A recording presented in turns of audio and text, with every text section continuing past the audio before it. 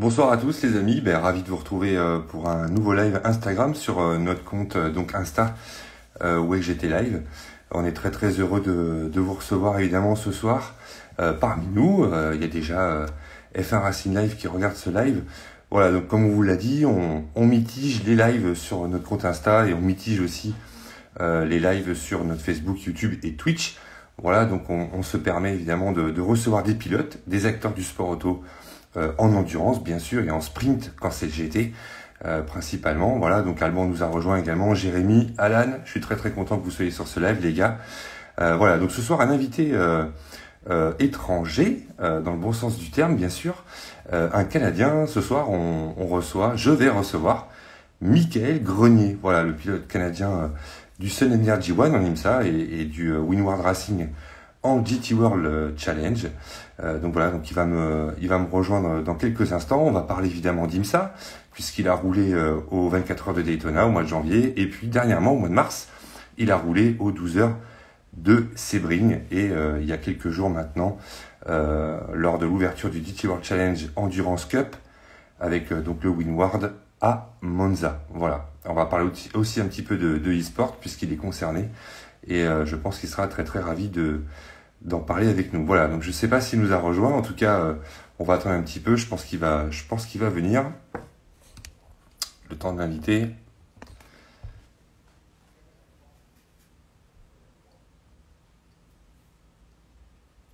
Il est là. Allez. Donc, Michael, je vois que tu es là. Je t'ai envoyé une demande. Bonsoir, Michael. Allô, ça va bien? Bien et toi? Oui, ça va, merci. Bon, en pleine forme? En pleine forme, toujours en confinement au Canada, mais ça va bien. D'accord. Alors, Michael, évidemment, on peut se tutoyer? Oui, oui, pas de problème. D'accord. Je suis très très content, Michael, de te recevoir sous notre compte Instagram, donc Wake GT Live. Voilà, comme j'expliquais, on est des passionnés d'endurance. Ça va pas plus loin que ça. Et on s'intéresse évidemment au Wake, au GT World Challenge, tout ce qui est ACO et SRO, bien sûr. Ah ouais, super, ouais, j'ai suivi un peu de vos lives sur YouTube aussi, puis c'est super plaisant, hein, merci beaucoup. D'accord, bah, c'est gentil. C'est vrai qu'on reçoit beaucoup de pilotes et puis d'acteurs du sport automobile en général. Et ben ce soir, c'est toi et je suis très très ravi de t'avoir en ma compagnie. Oui, merci. Alors, Michael, tu es au Canada? Oui, ben, au Canada, en fait, j'ai fait dans les dernières années un peu, j'ai habité un peu en Suisse, comme je roulais avec Minfrey Racing. Mais présentement, je suis au Canada, je fais beaucoup des allers-retours avec l'Europe. Puis justement aux États-Unis aussi, comme Sun Energy One est plus présent aux États-Unis cette année. D'accord. Alors, c'est ce que tu m'avais dit hein, un petit peu en off, que tu étais au Canada. Donc, je me dis, tiens, j'espère que je vais pas le réveiller, mais non, chez vous, c'est l'après-midi, si je ne me trompe pas. C'est l'après-midi, non, il n'y a pas de problème. Voilà, J'ai encore beaucoup exactement. de temps. Hein. Oui. En tout cas, voilà. Alors, comme je le disais à nos auditeurs, ceux qui nous regardent, on va parler un petit peu d'IMSA parce que tu as fait deux très très belles courses en début de saison, si je puis dire. Et puis, il y a quelques jours, tu étais à Monza avec le Windward pour les 3 heures de Monza en ouverture de la saison GT World Challenge. Voilà. Alors, on va parler un petit peu de ces trois courses, si ça t'ennuie pas. Non, il Et n'y a pas puis, de problème. en fin de live, alors, il n'y aura pas de piège, hein, t'inquiète pas. Non, non, il n'y a pas de problème. Tu le connais un petit peu. Et puis en fin de live, bah, je te poserai peut-être quelques petites questions un petit peu sur l'avenir du GT, sur l'avenir un petit peu de l'endurance. Encore une fois, voilà, il y aura pas de souci. Ce sera des questions sur ce que tu penses de l'avenir de ce sport qui est tout simplement merveilleux. Voilà. Parfait, parfait. Voilà. Alors, Michael, tu as fait les 24 heures de Daytona qu'on a suivi attentivement sur notre groupe. Donc là, tu étais avec le Sun Energy One. Donc, tu étais accompagné de Aboul, de Raffaele Marcello, bien sûr, qu'on connaît bien, et Lucas Stolz, je crois. Oui. Euh, voilà, donc c'est une course juste incroyable. Nous, vu d'Europe, on pouvait pas, on n'y va pas, bien sûr. Déjà, première question, première course de l'année, très très longue, avec la Mercedes, bien sûr, AMG GT3. Euh, comment, comment ça s'est préparé cette course? Comment toi tu t'es préparé et comment tu l'as vécu globalement avant de rentrer un petit peu dans le détail? Ben, c'est sûr que j'étais premièrement très content de faire la course. Évidemment, Daytona, c'est une des courses les plus Populaire de la saison, challenge très différent des 24 heures de Spa, peut-être qu'on connaît plus en Europe dans le GT. C'est une course que j'avais déjà fait en 2018, déjà avec Sun Energy, qui était ma première course avec les voitures Mercedes. Puis cette année, on avait quand même un bon programme, là. L'équipe s'était préparée d'avance. Kenny avait mis un bon programme en place. On avait un bon équipage aussi avec Lelo, Lucas, puis Kenny qui roule super bien. Je pense qu'il s'est amélioré beaucoup dans les dernières années. Donc, ça a été une belle course. Après la préparation, ben, c'est l'entraînement en salle. L'hiver, il se passe pas grand-chose. Puis il y a les fameux essais avant le 24 heures de Daytona qui normalement sont la première semaine du mois de janvier, mais dû au COVID, là, cette année, c'était 2 semaines d'affilée, en fait, le programme Daytona. Donc, je pense que c'était un bon format. Puis c'est 2 semaines assez spéciales parce qu'on est là très longtemps. Il y a beaucoup de temps de piste, mais par pilote, on fait pas nécessairement beaucoup de tours avant la course. T'as fait combien de relais sur ces 24 heures de Daytona? Est-ce que tu t'en souviens? Euh, je m'en souviens pas exactement. Je sais que j'ai fait 2 ou 3 fois des doubles. Un simple en début de course, je pense aussi. Euh, Daytona, c'est un peu différent parce qu'on est 4 pilotes au lieu de trois. C'est obligatoire dans la catégorie GT3. On a Kenny qui est avec nous, qui est un pilote bronze, c'est obligatoire dans tous les équipages, soit d'avoir un bronze ou 2 silver ou 3 silver, je pense. Donc, Kenny a fait ses heures minimum qui étaient 4h30, puis nous, on a fait le reste à 3. Ouais. Toi qui as roulé en Europe énormément, bien sûr, on le sait tous avec le Emile Frey Racing, notamment sur Lamborghini, et puis en GT Open aussi, tu as roulé, et dans toute catégorie, avant, quand tu étais un petit peu plus jeune, même si tu n'étais pas très vieux. Voilà. Euh, qu'est-ce que cette course a de différent, par exemple, par rapport à l'Europe? Moi, j'ai une petite idée, mais je voulais savoir voilà, s'il y avait vraiment une différence, je parle en piste, bien sûr, pendant la course, s'il y a des choses qui, pour toi, te demandent de l'adaptation. Ben, venant du GT World Challenge, la plus grande différence, c'est qu'on roule avec les protos. Donc, il faut s'habituer quand même à gérer le trafic.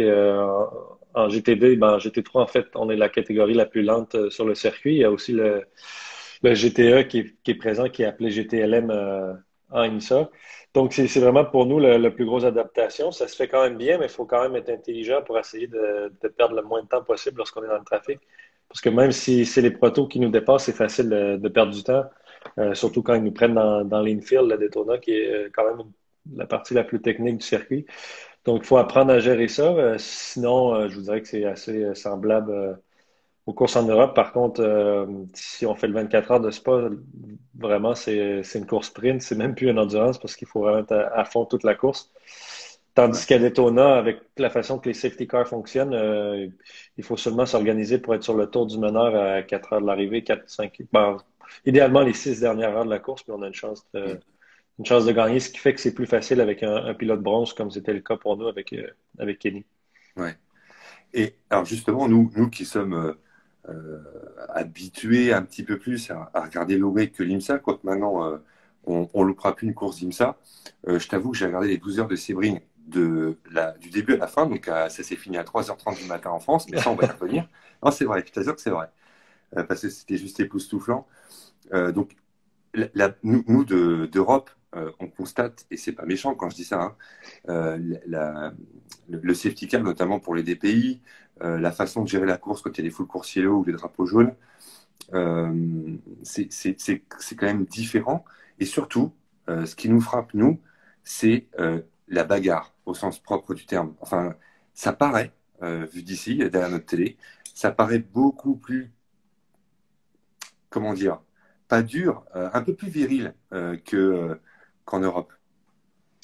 Ben, en fait, ce qui est spécial des courses à IMSA, c'est que si on est un line-up, par exemple, en GTD qui est plus vraiment 100% pro, c'est à la limite plus difficile de gagner qu'à Spa. Je vais expliquer pourquoi.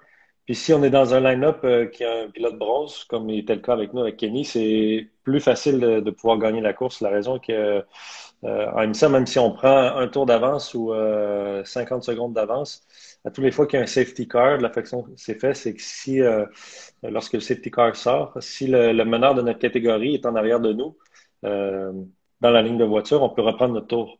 Oui. Ça veut dire que même si on perd 5 tours à un certain moment dans l'épreuve, il suffit qu'il y ait 5 safety cars, puis on peut reprendre nos 5 tours. Donc, pour un line-up qui est pro, ça peut être plus difficile de gagner la course parce que c'est impossible de prendre vraiment une distance d'avance. Puis pour un line-up qui est un pilote bronze, c'est que ça nous donne quand même une bonne chance puisqu'on revient toujours dans la course.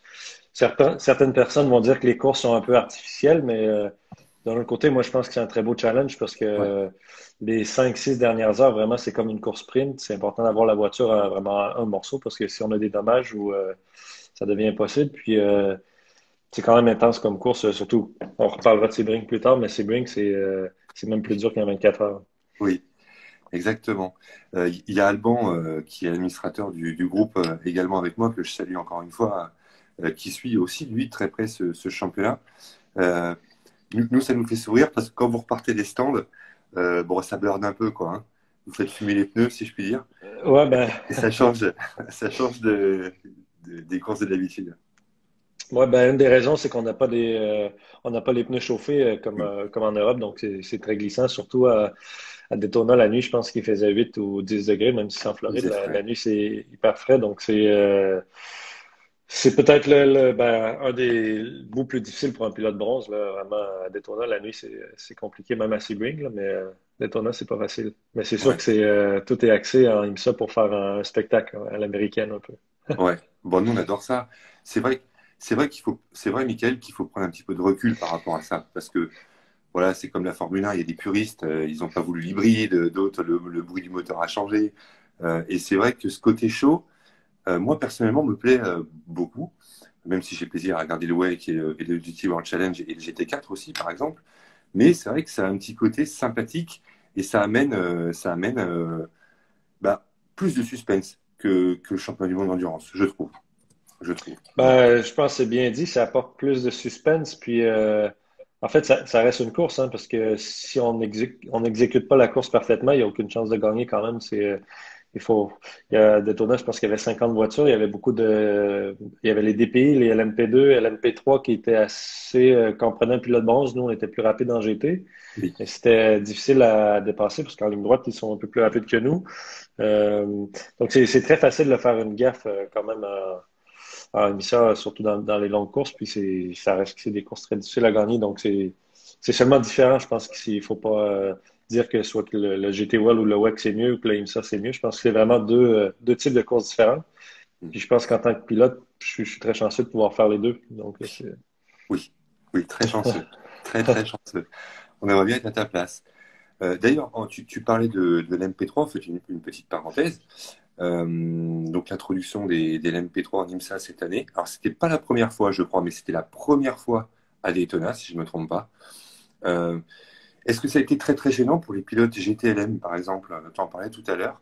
On les voyait souvent moins rapides à un certain moment de la course, peut-être à cause des pneus ou de la puissance de la voiture. Est-ce que c'était pas un peu dangereux finalement, ça, ou gênant, si tu peux nous en parler? je dirais que tout dépend des pilotes qui sont dans la LMP3 parce que des fois, si je pense que pour les pilotes bronze, c'est un vrai challenge. La LMP3, il y a pas c'est une voiture qui n'a pas d'ABS.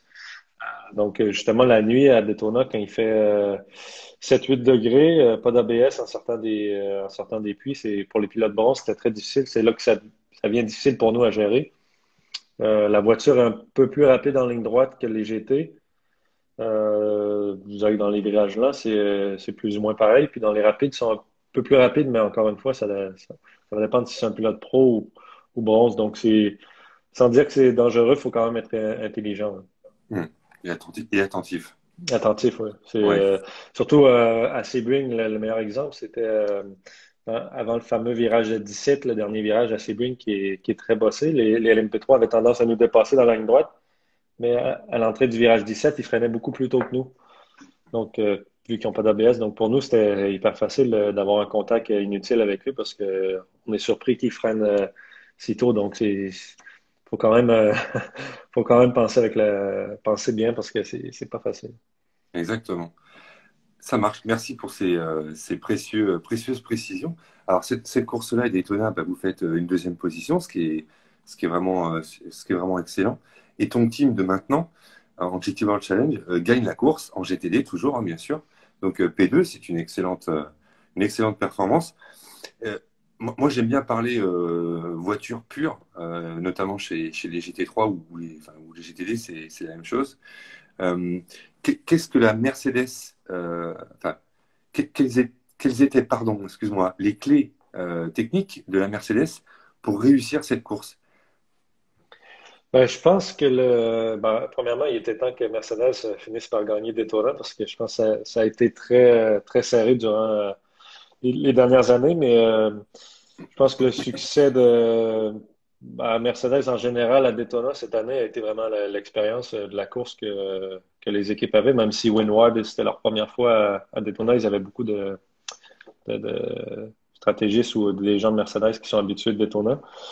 Puis, certaines personnes ont dit après la course aussi que le BOP de Mercedes était bon à Daytona, mais en réalité, c'était pas nous les plus rapides. Je pense qu'on a juste, dans les deux équipes, vraiment exécuté une course parfaite, ou plus ou moins parfaite sans trop d'erreurs, parce que je pense que Ferrari était plus rapide que nous. Euh, Ils ont eu un accrochage justement avec la Windward, avec Philippe Ellis. Donc, Porsche était très rapide. Lexus était plus rapide que nous aussi. Puis, je pense que Lamborghini avec Grasser, comme à toutes les années, était dans le coup jusqu'à ce qu'ils aient des problèmes la nuit. Je pense que ça revient un peu à ce que je vous ai dit tantôt. C'est vraiment de ne pas faire d'erreur. Donc, on a fait une course vraiment. On a mis Kenny dans les moments qu'on pensait que c'était le plus utile de le mettre. Euh, Perdre le moins de temps possible. On a quand même été chanceux parce qu'il y a eu des safety cars qui sont tombés sur ses relais. Puis ensuite, je pense que l'équipe a vraiment fait une course parfaite. Par contre, Windward, je vous dirais qu'il était un peu plus rapide que nous sur les longs relais. Donc, souvent dans la première demi-heure de nos relais, on arrivait à être aussi rapide, mais que dans les derniers 30 minutes, ils avaient peut-être une meilleure voiture. Puis, bon, après, on a quand même eu des dommages avec quelques contacts durant la course qui nous ont nuit en fin de course. Ouais. Parce que j'ai eu la chance, comme la chance de te recevoir, j'ai eu la chance de recevoir Maro Engel sur un live plutôt long. C'était enfin, très très bien le 28 décembre de mémoire. Voilà. Et je lui ai fait cracher un petit peu le morceau, entre guillemets. Euh, je lui ai demandé un petit peu le bilan 2020. On parlait de ça, puisque c'était fin décembre, voilà, où je lui ai parlé. Donc depuis, il y a eu des choses qui se sont passées, il y a eu quelques courses quand même. Et il me disait que sans trahir Mercedes, il me disait que la vitesse de pointe, c'était pas forcément l'an passé la, la qualité première de cette AMG. Alors que Daytona, c'est quand même très rapide. Il y a une portion énorme alors je sais pas la longueur exacte de l'ovale, la partie ovale. Et finalement, vous avez plutôt bien sorti avec ça. Oui, mais ça reste que c'était notre problème majeur. En fait, quand on était à l'avant, on arrivait quand même à bien se défendre. Mais aussitôt qu'on arrivait dans le trafic ou qu'on arrivait pour essayer de dépasser une voiture, c'était pratiquement impossible parce que vraiment le problème de la Mercedes, je vous dirais que c'est en haut de 250, 240 km, on n'a plus de vitesse on n'a pas de vitesse de pointe pour plusieurs raisons différentes. C'est pas une question de performance de la voiture, c'est un peu le BOP qui est fait comme ça pour Bien certaines sûr. raisons. Je pense que la Mercedes, c'est probablement le meilleur châssis, puis la meilleure voiture, je vous dirais, côté aéro. Donc, il nous pénalise un peu en ligne droite. Mais ce qui fait qu'à Daytona, c'est assez compliqué. Donc, je pense que quand on s'est retrouvé les Mercedes en première et en deuxième, c'était vraiment important de réussir à garder, on dit en anglais, le track position, parce qu'on savait très bien que si on se retrouvait troisième, quatrième, ça allait être difficile de pouvoir reprendre les positions. Hmm. Mais c'est là que je vous dis que je pense que cette année, avec toute l'expérience que Mercedes a, nous derrière chez Sun Energy, on avait des gens qui connaissent bien la course aussi. On a fait vraiment une course pour avoir le track position à l'avant au bon moment de la course. D'accord. Bon, tant Parce mieux, qu'on a, tant on mieux. a, on a pu le voir quand même avec la Ferrari, quand Windward se battait avec la Ferrari, qu'en ligne droite, c'était assez compliqué. Je pense que Maro a fait une très bonne job aussi. C'est un pilote qui a beaucoup d'expérience, puis il a vraiment fait un sans faute. Puis Lelo aussi qui a fini la course, qui a fait des très beaux derniers relais. Ouais. Il s'est d'ailleurs aussi bien défendu à Monza avec quelques passes Ouais. d'armes sympathiques et au Castellet l'année dernière aussi, hein. Je me souviens en Paul Ricard l'année dernière avec Vantore, je crois, il me Ah ouais, semble. non, Ouais. je vous dirais, le seul défaut de la Mercedes, parce que c'est j'ai conduit plusieurs types de voitures GT3. Je vous dirais que c'est probablement la meilleure GT3 pour tous les types de pilotes, mais évidemment, ça vient avec une vitesse de ligne droite un peu réduite. Ouais. Tu veux dire par là qu'elle est assez homogène? Ben, la voiture est assez facile à conduire. Donc, pour un pilote bronze, pour les pilotes âmes, je pense que c'est une des raisons pourquoi il y a beaucoup de bronze qui roulent avec la Mercedes. C'est une voiture pas trop nerveuse. Ben, par contre, ça reste une voiture de course, donc aller chercher les derniers dixièmes, ça reste compliqué comme toutes les voitures, mais c'est une voiture assez facile à conduire, surtout sur les longs relais. C'est une voiture qui est très bonne avec l'usure des pneus, donc ce qui est assez important avec les Pirelli en Europe. Puis, mais bon, le seul défaut, je dirais peut-être que c'est la vitesse en ligne droite. D'accord. Bon, elle va quand même assez vite et elle permet quand même voilà, de réaliser de bons résultats. On l'a vu encore à Monza, on va en parler tout à l'heure, avec la KSP, hein, qui a été deuxième au général, avec notamment le team de Jules Gounon et Raffaele Marcello. Et je l'oublie toujours, c'est Schunket, là, je crois. Oui, exactement. Voilà, je ne vais pas me tromper. Vous êtes beaucoup, hein, vous êtes beaucoup en GT. Parfois, c'est pas simple. J'arrive à me Oui, ben, tromper. il y a beaucoup de pilotes, surtout en GT World en Europe. Il y a vraiment c'est des grosses grilles, mais c'est beau à voir. Yes, je me débrouille, ça va. Alors, ouais, ouais. Michael, t'as enchaîné plus tard, évidemment, sur Sebring. Alors là, je redécouvrais un petit peu le circuit, évidemment, en préparant nos lives et nos émissions et toutes nos publications sur Facebook, tout ça, évidemment, on replonge un petit peu dans l'histoire de Sebring. Évidemment, on se dit, tiens, ce circuit qui est sur un ancien aérodrome et qui est bosselé, pas possible, notamment sous le pont, enfin, c'est incroyable. On va rentrer dans le vif du sujet. Donc, tu étais encore avec le Sonedier G1, bien sûr, tu n'as pas changé de team pour ceux qui nous suivent. Je meurs d'envie de te poser cette question. Je vais te la poser le plus simplement du monde. Tu as dû te faire secouer beaucoup. Alors, c'est pas 24 heures, c'est 12 heures, mais je pense, voilà, tu sors, c'est une machine à laver quand même. Ouais, non, ben, on dit que 12 heures de Sebring, que ce soit pour les pilotes ou pour la voiture aussi, c'est plus dur que 24 heures de Daytona pour la simple et bonne raison que c'est tellement bossé que ben, pour la mécanique, c'est très difficile. C'est ce qui nous a joué un tour, qui a joué un tour à Maro dans la dernière Demi-heure. demi-heure de la course. Puis évidemment, pour nous, c'est plus physique aussi. Normalement, c'est une course qui fait assez chaud. Cette année, c'était moins chaud quand même en Floride, donc ça nous a aidé. Euh, mais bon, c'est sûr on se fait brasser pas mal à l'intérieur de la voiture. Surtout les protos, j'ose même pas imaginer comment que c'est. Ouais, C'est parce que c'est des voitures beaucoup plus rigides que nous encore. Puis ouais, la vitesse, surtout dans le fameux dernier virage, le 17, puis le virage 1, il passe plus vite que nous. Donc ça doit être quelque chose quand même. ouais. Tu sors, t'es rincé, honnêtement, physiquement, t'es rincé, t'as mal partout, comme Ben, si t'avais pas fait de sport depuis longtemps. je pense que c'est important d'avoir une bonne position de conduite dans la voiture. Je pense qu'encore une fois, la Mercedes est probablement la meilleure voiture de ce côté-là, parce qu'on a la façon que le siège est fait à l'intérieur, on doit tout avoir des sièges moulés pour nous. Donc, on est très bien dans la voiture, mais ça reste que c'est sûr que ben, pour le dos, ça peut être difficile. Ben, pour le coup, après, c'est que ça donne beaucoup de choc. Mais ça vient quand même une habitude, mais c'est sûr que c'est plus physique qu'un circuit traditionnel. Ouais. Est-ce que vous choisissez des réglages particuliers, justement, à cause de ça? Ou globalement, non? Voilà. Enfin, est-ce qu'il y a des petites choses quand même qui s'adaptent par rapport à ces fameuses bosses? Ben, je vous dirais que la plus grande différence, c'est la hauteur de la voiture qui doit être plus haute que sur un circuit normal parce que sinon, après 5 tours, on n'aurait plus de plancher, je pense. Donc, il faut rouler les Ouais. voitures plus hautes, ce qui fait que ça peut être plus compliqué dans les parties qui sont, je dirais, juste avant la ligne droite. La- L'avant-dernière ligne droite, c'est une partie du circuit qui est assez normale, pas trop bossée. Donc, après, la voiture n'est pas parfaite pour ces endroits-là.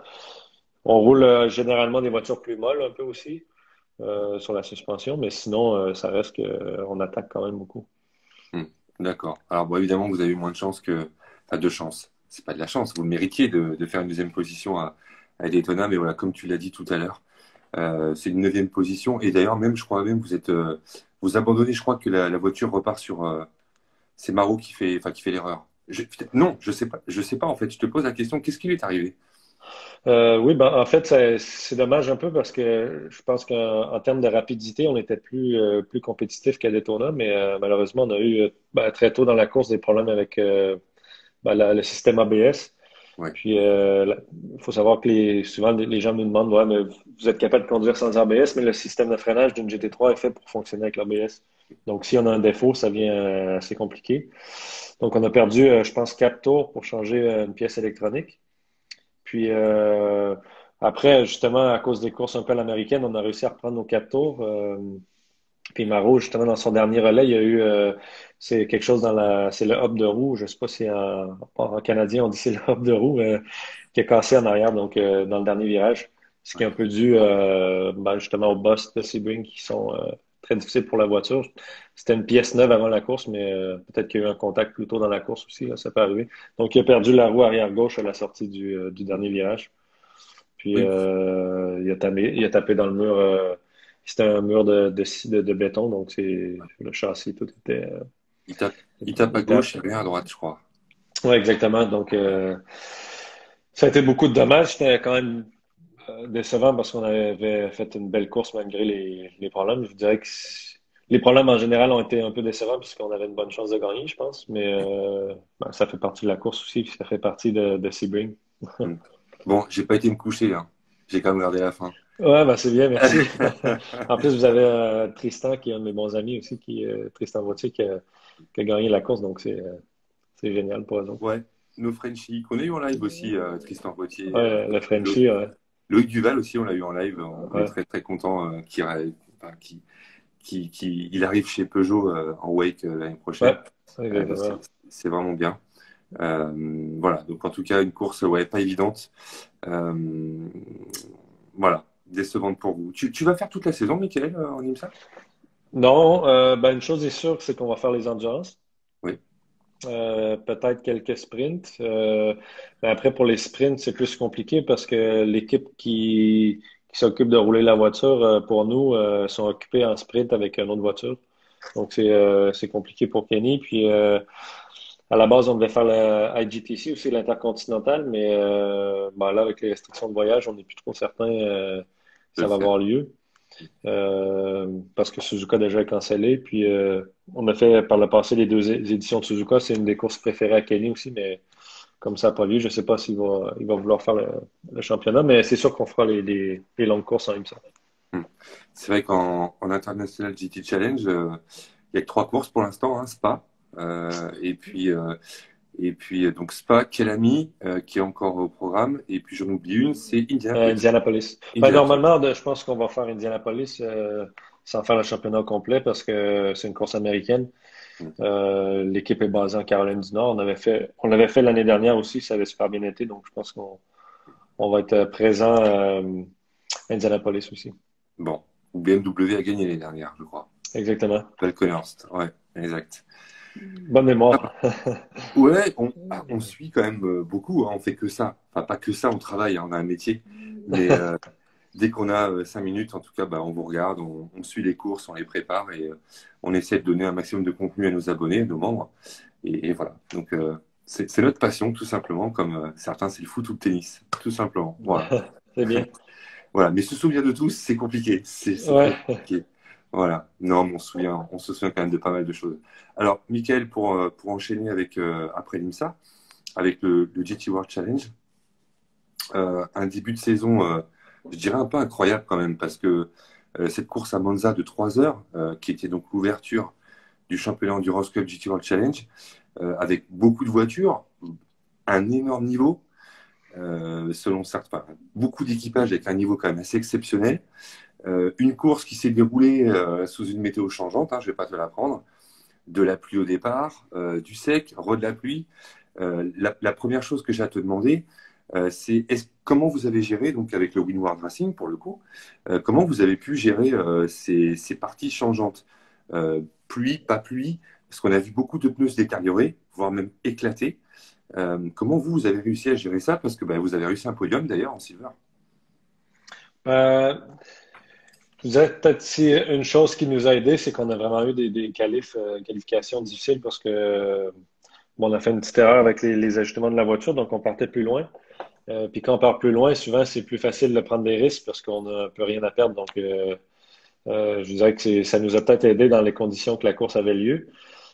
Puis après, il faut le donner aux ingénieurs aussi. Ils ont fait un bon travail parce que je pense que beaucoup de voitures qui ont eu des crevaisons, soit qui roulaient avec des pressions de pneus un peu hautes, puis ça fait que les pneus les pneus ont chauffé, ce qui est assez commun, je veux dire, avec des pneus de pluie sur une piste qui sèche. Donc, on a réussi à faire, moi je faisais le deuxième relais, donc on a réussi à faire tout le relais en pneus de pluie sans faire un arrêt supplémentaire. Donc, ça nous a aidé beaucoup. Après, personne n'a vu vraiment la pluie arriver parce que tout au long de la semaine, il annonçait beau pour le dimanche. Et oui, Donc, je dirais que tout le monde était surpris. un peu surpris. C'est pour ça que quand il s'est mis à pleuvoir dans le premier relais, tout le monde a essayé de rester en slick le plus longtemps possible. Mais je dirais que l'équipe a très bien géré la situation. Euh, je pense même que les safety cars font partie de la course, mais qu'on était en bonne position pour finir troisième au général. Mais le dernier full course yellow qu'il y a eu pour nous était vraiment mauvais parce que les voitures qui devaient arrêter, qu'il leur restait un arrêt à faire, ont fait sur le full course yellow, donc ils ont gagné Ouais. beaucoup de temps. Mais dont la 14 de Emile Frey qui ont gagné en silver. Sinon, je pense qu'ils étaient presque un tour derrière nous, mais bon, ça fait partie de la course. C'est un peu tout le monde essaie de retarder les arrêts au maximum, justement pour pouvoir arrêter sur un full course yellow. Hmm. Exactement. Ok. Encore une fois, cette Mercedes, bah, c'est plutôt très très bien comporté. On l'a vu avec, si ça te dérange pas de parler un tout petit peu des autres, on l'a vu avec AKSP, hein, qui a réussi en fin de course à tenir la dragée haute quand même. Je crois qu'il avait Antonio Foucault, pardon, Foucault, le Brésilien, aux fesses et ça chauffait et elle a tenu le coup. Jules s'est très très bien défendu. Ouais, ben, ils ont très bien roulé, les trois pilotes. Premièrement, ben, ils ont beaucoup d'expérience, puis ils ont fait, je pense, une course parfaite. On pouvait le voir déjà en vitesse de pointe. C'était pas nécessairement facile, mais ben, Jules a fait un bon travail à la fin de course. Puis Aka, toujours, ils ont toujours des bonnes voitures aussi. D'ailleurs, on avait un de leurs ingénieurs à Daytona, donc Ouais, on sait que les voitures sont performantes, mais ils ont fait une belle course aussi. Je pense qu'en fin de course, c'était important d'avoir justement le fameux track position parce que il y avait que la ligne de course qui était sèche. Donc dépasser, c'était assez compliqué parce qu'il fallait sortir, il fallait aller dans l'eau, puis aller dans l'eau en pneu slick pour faire un dépassement, c'est presque impossible. Donc ça a été une course, je pense, enlevante. Le GT World, je pense qu'il surprend tout le monde à toutes les années avec le niveau qu'on peut y retrouver. Puis surtout en temps de COVID, à certains moments, le monde disait bah, il n'y aura que 30 voitures, mais on était quand même 44 voitures, encore une fois. ouais, c'est quasiment autant que d'habitude, voire plus. Je sais pas trop exactement, mais en tout cas, il n'y a pas moins de voitures, hein. On l'a vu en GT4 aussi. GT4, pareil, hein, 46 voitures au départ, 43 pour la deuxième course. Le GT4 qui était en parallèle de votre course à vous, hein, sur ce week-end-là, et GT2 aussi qui commençait son histoire grâce à Stéphane Rattel et ses ambitions. Donc j'espère qu'un jour il viendra nous voir, je ne sais pas, peut-être qu'il nous écoute. Ça serait bien qu'on en parle avec lui. En tout cas, aujourd'hui, bah, tu es avec nous et c'est toi dont on parle. Tu vas faire toute la saison endurance? Endurance, exactement, avec Winward. Ouais. Ouais. Un peu de sprint aussi ou c'est pas prévu? Non, c'est pas prévu. En fait, Winward, ils font le DTM. Donc, c'est leur programme est booké en DTM. Puis, ils font Ouais. la DAC aussi avec les lots, justement, dans la voiture, la fameuse voiture jaune, mais j'oublie le nom du sponsor. Mais non, c'est que pour l'endurance. Ça a été un peu dernière minute pour moi aussi parce que c'était pas prévu que je roule avec eux en Europe. Mais on avait eu des pourparlers durant l'hiver, puis finalement, ça s'est fait vraiment de la dernière minute. Hmm. D'accord. Alors, je voudrais te poser une question, tu n'es pas obligé d'y répondre. Tu as roulé quand même longtemps avec Emile Frey, donc avec une Lamborghini. Voilà, tu réponds comme tu veux. C'est un choix, c'est un choix personnel, c'est envie de changer ou je sais pas. Enfin, Non, en fait, ça a été un peu décevant de ne pas continuer avec Émile Frick. C'était un peu comme, je vous dirais, une famille pour moi parce que je suis avec eux depuis 2018. Puis on a fait la dernière saison de la fameuse Jaguar en 2018 qui avait été une très bonne saison. Euh, mais bon, en course, c'est souvent une question de budget. Puis j'avais la chance que chez Émile Frey, en fait, c'était vraiment mon boulot de rouler pour eux. Par contre, avec la COVID, ils ont dû faire. Ça peut paraître un peu étrange parce qu'ils ont trois voitures cette année, mais ils ont décidé. partir un programme client parce que c'est la première fois, je vous dirais, de l'histoire des Frères Racing qu'ils ont des pilotes payants, mais ils n'avaient pas le choix avec la situation de la COVID. Ils ont réduit leur budget, puis ben, moi, je ne pouvais pas y arriver du tout. En fait, la course automobile, c'est tout ce que j'ai pour vivre, donc je pouvais pas C'est- me permettre Ouais. d'apporter des sous pour rouler avec eux. Donc ça a été, je l'ai su juste avant Noël parce que c'était pas prévu comme ça, mais c'est des choses qui arrivent en course. Je suis encore en contact avec eux. Il y a pas de La Non, relation est encore bonne. bien sûr. Ça fait partie de la course. Puis avec la COVID, il fallait s'en attendre que les choses soient quand même compliquées cette année. Hmm. Bien sûr. Non, non, on peut toujours rester en bon terme avec son ancien team, hein, ça, il n'y a Ouais, pas de c'est ça. souci. Parfois, c'est sur des choix sportifs, et on sait très bien que le sport auto coûte très cher, et que parfois, évidemment, on est obligé de changer, mais en tout cas, tu passes d'une très belle équipe à une autre très très belle équipe. Donc voilà, je pense que tu vas t'éclater de la même façon. Oui, ben c'est sûr. C'est sûr qu'au début, ça a été, je ne vais pas le cacher, quand même un choc parce que ben, c'était prévu qu'on continue. Puis j'ai habité en Suisse aussi j'étais près des mécanos, les ingénieurs aussi, c'était comme des amis. Mais bon, ça fait partie du sport. Puis en bout de ligne, je suis quand même un peu chanceux parce que si c'était pas de Sun Energy cet hiver qui nous a fait rouler à Daytona puis à Sebring, ça aurait été quand même difficile pour moi de décrocher la place avec Windward. Je dirais que c'est plusieurs D'accord. choses en même temps qui ont fait que j'ai pu atterrir chez Windward. Une des raisons que notre résultat de tournoi était bon, puis la course à Sebring a été, le résultat est un peu différent, mais on était très rapide, puis Windward cherchait un silver qui pouvait faire le travail, donc tout s'est fait assez rapidement, mais si j'avais pas roulé cet hiver, je pense que ça aurait été difficile. Donc, souvent en course, c'est un concours de circonstances, mais j'étais quand même chanceux de rester dans le coup. Ouais.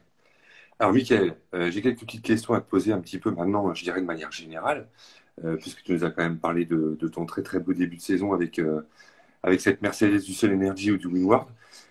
On entend évidemment dans les médias que euh, le GT3 pourrait arriver au Mans en wake du coup un jour, puisque le l'IMSA se met au GTD Pro, et avec le GTD, donc avec des GT3. Est-ce que toi, tu serais intéressé évidemment par un challenge euh, plus tard, si GT3 arrive en championnat du monde d'endurance, peut-être dans 2, 3 années, même si le GTE aurait, selon le propriétaire enfin le directeur de Porsche Motorsport, qui disait que le GTE avait encore beaucoup d'avenir, notamment en WEC, alors que l'IMSA fait un changement dès l'année prochaine, en 2022, avec le GTD Pro. Tu penses que ça serait une bonne idée que le GT3 arrive au Mans? Alors tu vas me dire oui parce que tu es pilote GT3, mais est-ce que tu penses que c'est une bonne idée? Euh, Ta vision de ça, voilà. Ben, je pense que logiquement, oui, parce que les voitures GT3 et GTE, c'est pas nécessairement très différent. Je pense que une des raisons pourquoi les GTE vont plus vite, c'est le BOP. Surtout en IMSA, on le voit beaucoup parce que c'est une GT3 comme on roule en GT World, mais les BOP sont faits pour nous ralentir pour que justement les GTE soient plus rapides. Ensuite, ils ont des pneus, c'est Michelin, mais c'est des pneus Michelin confidentiels, donc c'est plus performant que les Michelin que nous on a. Je trouve que les différences de budget pour rouler une GTE versus une GT3, un peu, c'est illogique, un peu. Donc, c'est sûr que je pense que ça serait quand même bien de voir du GT3 au Mans. Puis je pense qu'une des raisons pourquoi que ça serait bien, c'est qu'il y aurait beaucoup de manufacturiers. Je pense que présentement, en WEC, il y a seulement Porsche, Corvette qui est là ce week-end à Spa, puis j'imagine qu'ils seront au Mans. Oui, Ferrari, oui, mais sinon, il y a plus. Il y a Aston Martin en AM, mais ils sont plus en pro. oui, Donc je pense qu'avoir GT3 Pro, ça serait génial pour tout le monde. Après, si les manufacturiers veulent continuer à rouler le GTE, c'est aussi des belles voitures, donc bien sûr, bien sûr. c'est sûr qu'en tant que pilote de GT3, s'ils sont pour mettre le GT3 en main, je pense qu'il y aura beaucoup d'intérêt aussi Ouais, de la part des équipes et des manufacturiers. ouais. T'as été tenté enfin tenté, il y a ce que tu peux faire et ce que tu as envie de faire, évidemment, on le sait bien. Tu serais tenté par le proto? Ben, c'est un avenue, quand j'ai su que ça arrêtait avec Émile Frey, mois de décembre, que j'ai regardé un peu. Le problème du proto, c'est j'ai pas roulé en monoplace depuis quelques années, puis souvent les pilotes qui vont rentrer en proto sans porter de budget, ça va être des pilotes qui arrivent fraîchement de la monoplace. Puis évidemment, j'ai pas les budgets pour rouler en proto, donc j'ai pas de budget du tout, donc c'est assez difficile à moins d'avoir un pilote bronze qui veut te faire rouler puis tout payer, c'est assez compliqué, mais c'est sûr il faut quand même garder un œil sur le proto parce que je pense qu'avec les nouvelles règles, LMDH aussi qui arrive, qui va rouler conjointement le WEC et le IMSA, c'est quand même une bonne avenue pour le futur. Ouais. L'en- L'endurance reprend vie, je dirais. Alors, elle est jamais morte, l'endurance. L'endurance est même plus vieille que la Formule 1, par exemple. On va dire ça comme ça. Parce que Le Mans, c'est les premières courses, c'est 1923. Hein. C'est plus vieux que la F1, parce que le premier, c'est 1950, par exemple, pour donner une idée de ceux qui ont des fois la mémoire courte, ce qui n'est pas ton cas. mais, mais voilà, l'endurance prend vraiment un virage, blague à part, très très intéressant. Nous, on est presque pressé de voir la grille 2023 au Mans, qui va être extraordinaire. Lamborghini même, tu as roulé pour Lamborghini longtemps. Lamborghini qui est intéressé par le LMDH. On a aussi Ferrari qui revient en LMH. Enfin, voilà, il y a plein de marques qui arrivent. Porsche, Audi en IMSA. Donc c'est juste incroyable et je pense qu'on va avoir des courses en parallèle du GT World Challenge par exemple et d'autres courses évidemment en GT3 qui vont être extraordinaires. Et je pense que ça va vraiment vous donner un coup de projecteur supplémentaire parce que dans les médias, c'est pas forcément beaucoup relayé. Alors, je sais pas si c'est le cas au Canada. Dans les médias, on parle beaucoup du 24 heures du Mans, 24 heures de Daytona aussi, mais sinon, c'est sûr que après, je suis quand même chanceux parce que les médias suivent mes courses, mais si c'était pas qu'il y avait des Canadiens dans les courses en Europe, c'est moins suivi un peu. Hmm. Euh, mais je suis quand même d'accord avec vous que je pense que les belles années, on va avoir des belles années en endurance dans les prochaines années. Je pense que personne ne pouvait s'en attendre il y a un an ou deux Ouais. de ça déjà que ça allait tourner comme ça, mais je pense qu'ils ont fait des bons règlements pour les nouvelles protos. Puis je pense que l'endurance va être dans les prochaines années des belles années à suivre. Ouais. Bon, alors il y a un petit souci. On a regardé les temps tout à l'heure avec Alban du prologue et du wake. Les LMP2 sont plus rapides que les LMH, enfin que la Toyota. C'est sûr que ça va être au WEC de faire malheureusement des bons BOP ou de voir comment ça évolue. C'est sûr, je pense que les LMH, c'est nouveau, donc c'est sûr ils vont rouler de plus en plus vite. Puis connaissant un peu comment les manufacturiers fonctionnent, c'est sûr que Toyota sont pas à fond encore. Mais c'est sûr qu'ils peuvent pas trop ralentir les LMP2 non plus, donc je sais pas trop qu'est-ce qu'ils vont faire, mais On aura peut-être une bon, LMP2 qui va gagner au général ce week-end. Hein. ça pourrait arriver, hein, je serais pas Ça pourrait surpris. Donc, arriver. Hein. surtout que les LMH, c'est quand même nouveau, donc il pourrait se trouver que Toyota a des problèmes aussi mais bon, pourquoi pas, hein, c'est pas négatif. Hein. Voilà. Et ça sera pas une histoire belge. Voilà, pour nos amis belges. Voilà. Bon, Michael, j'ai vu que vous aviez été pas mal du tout aussi ce week-end en e-sport. Donc, pour ceux qui nous suivent un petit peu, donc le GT World Challenge attribue des points au classement général, donc du réel, avec des courses virtuelles. Voilà. Donc la première course virtuelle a eu lieu ce week-end à Monza. Et pour ce qui est du Winward, alors je vais trop vite. Seuls les pros et silver courent en e-sport, voilà. Et donc Exactement. voilà, exactement. Et de ton team, c'est Philippe Ellis qui s'est collé.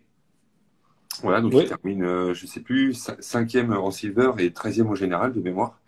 Ça doit être ça. Euh, Pourquoi c'est lui qui s'y est collé? Est-ce qu'il y a un choix particulier dans le team ou... Donc, en fait, c'est le seul qui a un sim à la maison. Donc, Ouais, c'était quand même logique que ce soit lui qui fasse la course. Puis, il y a eu une bonne qualif parce qu'il partait troisième au général, mais malheureusement, le premier tour a été ouais, assez compliqué. Mais c'est un nouveau, c'est quand même bien de l'organisation de SRO d'essayer quelque chose de nouveau. Je pense que c'est bon pour le spectacle quand même, puisque les courses de sim, ça devient de plus en plus populaire. Après, on n'est pas tous d'accord si les points devraient être attribués au championnat réel aussi ou faire quelque chose en parallèle.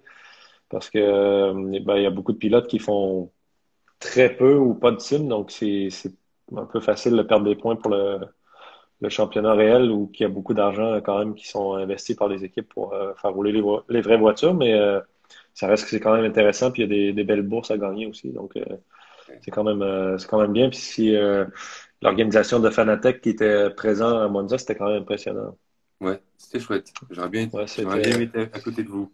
Ouais. Voilà. Donc, ben, je pense que pour Paul Ricard, ça risque d'être Philippe encore qui fera la course pour nous. D'accord. Bah, j'irai l'encourager. Alors, j'habite pas très loin. Ah, c'est bien, parfait. Voilà. J'habite juste à côté du circuit ou pas, à 30 bornes. Voilà.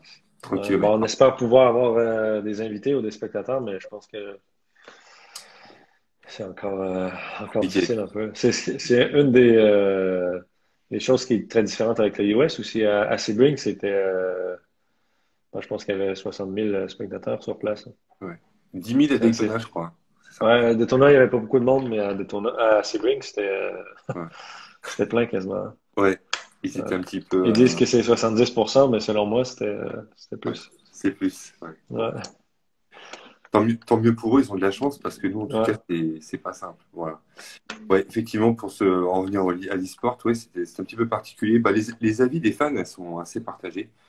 Euh, moi, si tu veux mon avis, j'aurais aimé que la première année, ils fassent deux compétitions différentes. Une compétition e-sport avec des vrais pilotes et la compétition réelle classique. Et puis peut-être un jour s'y mettre, le temps que tout le monde digère ça.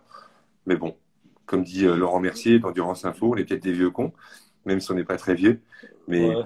voilà, ça peut quand Ben, même faire. je suis quand même du même avis parce que ben, il y a des pilotes aussi que je parle avec Marwan Guel là-bas qui font 30 courses par saison, donc ils ont pas vraiment le temps de faire de sim. Puis il y a beaucoup de pilotes, mais moi-même je fais pas beaucoup j'en fais un peu de sim pour le plaisir, mais rien de trop sérieux. Tandis qu'il y a beaucoup de pilotes qui sont habitués de faire plus de sim, donc c'est assez difficile d'être compétitif. Puis ben, si en fin de saison une équipe faire le championnat d'équipe au réel à cause des points de course de simulateur, c'est un peu ouais, ça va être un peu bizarre, je pense. Mais puis je pense que quand SRO avait fait le vote avec les équipes, c'était 50-50 plus ou moins. Hmm. Mais euh, Il y a quand même pas mal de points à ramasser, hein. je pense que c'est 3 points pour le La vainqueur par victoire. course, donc c'est quand même beaucoup, hein. Ouais. Je pense qu'après, ils auraient pu faire la même chose, mais faire un championnat virtuel, puis selon les bourses, parce qu'il y a quand même, vous voyez, nous en silver, si on gagne en silver, c'est 6 000 euros. Puis 6 000 euros pour gagner au général. Donc, c'est quand même 12 000 euros si on gagne une course au général. Donc, on le prend quand même un peu au sérieux, mais après que les points soient attribués dans le championnat réel, Ouais. ouais, c'est un peu, On a cru entendre que vous étiez un petit peu partagés tous. ouais. Bon, Mais comme bon, ça. c'est pareil pour tout le monde. Ouais, exactement. Ça marche. Qu'est-ce que je voulais te dire d'autre? Eh bien, on a fait le tour, je pense, Michael, sauf si tu veux aborder d'autres sujets. Non, Prochaine non, course pour pour moi, toi, ça. c'est... Pardon, Ben, excuse-moi, il y Paul a... Ricard, en fait, qui va être les 6 heures de Paul Ricard. Oui, C'est un super bel événement aussi dans la saison. C'est normalement la dernière préparation avant Spa, ce qui est quand même spécial parce qu'avant il y avait le Silverstone qui était, on avait trois endurances avant le 24 heures, mais là c'est oui. la dernière course d'endurance avant le 24 heures. Donc c'est quand même une bonne préparation. Puis ben, c'est un circuit quand même différent des autres, donc ça va être une belle course. Je sais pas encore si la course va avoir lieu de soir, par contre. Si, Je sais pas s'ils vont la faire de soir comme ils faisaient avant ou de jour, mais oui, c'est un bel événement. Donc c'est la prochaine pour nous. Puis après Paul Ricard, normalement, j'aurai les 6 heures de Walking Glen en IMSA. d'accord. Ok, beau programme en vue. Oui, quand même. Ben, c'est sûr que j'aurais aimé avoir peut-être un peu plus de cours cette année, mais ça reste quand même un beau programme. Ouais, effectivement. Bon, en tout cas, j'espère que tu feras bien marcher la Mercedes. Ben, il faut, hein, mais Winward sont quand même un peu connus, mais il reste que c'est HTP Motorsport Oui, qui a été racheté par Winward, qui est justement Russell Ward qui roule avec nous en Silver. Donc, ouais, que ce soit les mécaniciens ingénieurs, ils ont beaucoup d'expérience, donc on a une très bonne voiture normalement. hmm. Bon, en tout cas, on vous souhaite de réussir, hein. On est tous neutres. Enfin, nous, on Merci est neutres, beaucoup. hein. On est neutre, hein. On veut que, on aime avant tout le sport auto, la course automobile. On n'a pas forcément de chouchou, on va dire, même si certains on les suit un petit peu plus que d'autres. Tu l'auras compris. Ouais, j'imagine que vous poussez pour les Français un peu, hein, mais c'est normal. Ouais, voilà, pas forcément, pas forcément. Alors, on aime bien Maro quand même, Jules Gounon, Maro Engel, Jules Gounon, Vincent Abril aussi. Toi, on te suit évidemment aussi un peu. On a un œil quand même. Ouais, Voilà. merci. Voilà. Non, mais c'est vrai, il y a des et d'autres moins. Bon, c'est comme ça. Voilà. En tout cas, on adore ces courses-là. Elles sont, euh, elles sont vraiment très très intéressantes à suivre. Et puis, je vais te poser une dernière question, d'Alban. Tes objectifs, finalement, est-ce que vous visez la victoire en endurance au général? Quel est l'objectif fixé pour 2021? Question d'Alban. Ben, je pense qu'on est la priorité vraiment cette année, c'est le silver pour la raison qui est évidemment on veut toujours performer au général. Euh, Surtout que je pense que Philippe Ellis a beaucoup d'expérience aussi. Puis ben, de mon côté, je connais bien le championnat aussi, donc c'est le but c'est de performer quand même un peu au général. Mais Russell Ward, qui est justement le fils de Win Ward, c'est sa première année en Europe. Donc vraiment pour lui, c'est de prendre le plus d'expérience possible. Puis il roule beaucoup en parallèle aux États-Unis aussi. Donc, moi, je vous dirais que l'objectif principal, c'est d'arriver à gagner en silver. Je pense que Russell a fait un très bon travail à Monza parce que c'était sa première fois à Monza. On lui a fait prendre le départ aussi, puis il s'est rendu compte que à 44 voitures en Europe, ça joue du coude. C'est pas facile nécessairement, mais il a fait un très bon travail. Puis je pense que si on peut arriver à gagner en silver, puis vraiment être dans le coup à Spa, ça va être une bonne saison. Puis après, en IMSA, ben, évidemment, on roule avec Kenny, un pilote bronze, mais de la façon que les courses sont faites, je pense qu'on a une bonne chance, comme on l'a prouvé à Daytona, d'arriver à gagner des courses. Ouais. Bon, en tout cas, on vous le souhaite. J'ai été très, très, très ravi de te recevoir, Merci beaucoup. Mickaël. Voilà. De répondre à notre invitation. C'est toujours, toujours, toujours un grand plaisir de vous recevoir et de parler technique, de parler des circuits, de parler de vos expériences. Et c'est un plaisir de suivre l'endurance parce que vous êtes des pilotes qui êtes accessibles et c'est différent d'autres sports. Donc ça, c'est vraiment, vraiment super sympa. Voilà. Ouais, ça fait plaisir. J'espère pouvoir vous rencontrer au Paul Ricard si jamais Oui, ils autorisent. oui. S'ils nous autorisent, on y va. Et si on y va, ben, et qu'on a accès au paddock ou même si on vous voit de loin, tant pis. Mais si on aura accès, on ira évidemment vous faire un petit coucou. Et on a hâte parce que ça fait depuis le GT Open au Paul Ricard où j'ai pas pu mettre les pieds sur un circuit. Voilà. Ouais, Au mois d'août l'année dernière. on espère tous que, ben, au moins d'ici juin ou juillet, que la situation change. Au moins pour les 24 heures de Spa, je pense bon, on espère tous que la course va rester au mois de juillet, mais on espère pouvoir avoir au moins 50% des spectateurs. Oui, on va le savoir très très vite, hein. Stéphane Ouais, Rattel a dit que ça allait être pris. Je pense pas qu'ils vont le décaler. Ça m'étonnerait. Je mets ma petite ouais, pièce. ouais. Bon, ben, c'est une bonne nouvelle si ça reste en juillet. Je pense pas qu'ils vont le décaler. Non. Donc Bah, fin je pense juillet. que s'ils le font, de toute façon, entre juillet et septembre, je pense pas que la situation va changer beaucoup pour ce qui est des événements. Puis après l'automne, bon, on a quand même été chanceux au mois d'octobre la saison dernière, mais avec la météo, c'est quand même compliqué à l'automne en Belgique. Justement, il en parlait. Je fais attention à l'heure parce on va être coupé au bout d'une heure. Il nous reste 5 minutes, ça va. OK. Ah oui, parce que Instagram, ça rigole pas, hein. C'est une heure, pas Ah, c'est plus. vrai? Ah Une oui, heure, ça coupe. ça. Ah, une heure, ça coupe. Après, c'est fini. C'est pas comme YouTube où c'est infini. Oui, tu as raison. Les conditions de course à Spa, voire même au Nürburgring, hein, aux 24 heures du Nürburgring, on l'a vu, c'est très compliqué. Vous prenez des risques, hein, faut pas l'oublier, hein. Voilà, donc, Ouais, la nuit, quand il fait 5 degrés, puis puis, ben, le problème, je vous dirais, c'est surtout la nuit, c'est froid. S'il pleut, puis qu'il faut le course yellow, les pneus descendent tellement en température que c'est assez difficile après. Euh, Après, on arrive à gérer quand même, mais il peut quand même arriver des mauvaises surprises. ouais, ouais. On a vu quelques belles glissades et notamment un Nick Tandy qui s'est rattrapé de justesse dans le raidillon, comme beaucoup d'autres, hein, bien sûr. Il n'y a pas que lui, hein, qui a fait le show. Vous avez été vraiment tous exceptionnels et faire des courses comme ça de 24 heures dans des conditions comme ça, chapeau, et ça nous a tenu encore une fois en haleine. Et ça a été une course extraordinaire et voilà. Il y avait tout le monde aux avant-postes. On a eu des Audi aux avant-postes, les Porsche, enfin, tout le monde pouvait gagner presque. C'était un suspense Ouais, ça a été grâce à la météo. une belle course. Il manquait juste la neige. Ah oui, Il ça c'est manquait que la réservé au neige, WEC. quoi. C'est réservé au Ouais, WEC, la neige. c'est arrivé au WEC, ouais. Voilà. Alors, Michael, avant d'être coupé, bien sûr, bon, tout le monde te remercie. Donc, Willy, qui nous dit on en apprend tous les jours grâce à vous. Merci. C'est super, c'est super d'avoir les ressentis des pilotes, dit Alan. Alban qui nous dit merci pour ce live et Gaz Michael pour la saison. Et puis Betty, que j'embrasse très très fort, qui nous dit, notre cher membre du Luxembourg, qui nous dit on se voit bientôt à Spa. Ben, j'espère que tu verras Michael à Spa. Et puis super live, Michael. Voilà, plein de choses positives pour toi et de belles chances de victoire. Et j'espère que vous allez réussir, tout simplement.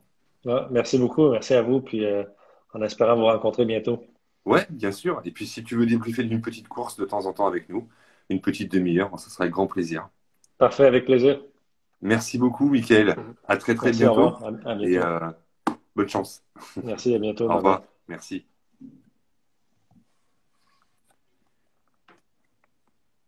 Tu... Ouais. Voilà, super. On s'est encore une fois régalé avec Michael Grenier, qui était notre invité ce soir. Et puis, bah, prochain live, donc ce sera mercredi 28 avril. Donc, je serai en compagnie d'Alban. Ce sera diffusé sur Facebook, YouTube et Twitch. Donc, on reviendra sur ce week-end de Monza avec le GT2, le GT4 et le GT3 qui vient de se dérouler. Et puis, on parlera évidemment du wake, du prologue à Spa et des 6 heures de Spa. Et puis des forces en présence notamment, et un petit peu de LMS. Voilà, ça sera avec Laurent Mercier d'Endurance Info, rédacteur en chef, bien sûr, de ce média super sympathique. Et puis, évidemment, on sera aux commandes avec Alban, Willy et moi. Voilà. Bonne soirée à tous. Merci beaucoup de nous avoir suivis. Et puis, à très, très bientôt pour de nouveaux lives sur Insta et sur Facebook, bien sûr, YouTube et Twitch. Bye bye, les amis. Merci d'avoir participé. Ciao, ciao.